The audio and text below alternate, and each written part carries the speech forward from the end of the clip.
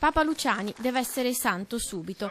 Nel giorno in cui a Canale d'Agordo si concludevano i festeggiamenti per il centenario della nascita di Albino Luciani, la beatificazione di Don Albino è stata la preghiera più sentita. Preghiamo perché, se è la volontà del Signore, questo riconoscimento pubblico e solenne della sua santità avvenga e avvenga presto, ne avremo tutti da guadagnare. I tempi sono lunghi, ma i fedeli chiedono di poter festeggiare la beatificazione del Papa buono.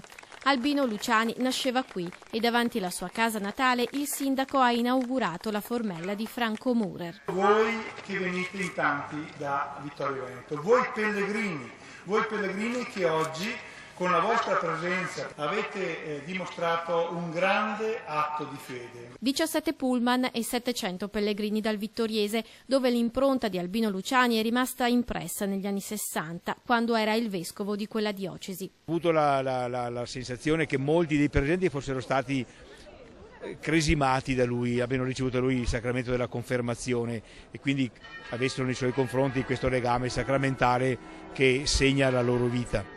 Tanti fedeli anche dal veneziano per ricordare il loro patriarca, ma qualcuno arrivava da più lontano, da Bruxelles un monaco in abito talare. Canale ha vissuto così l'ultimo momento di celebrazione per il centenario della nascita di Papa Luciani, il Papa del Sorriso, il Papa buono.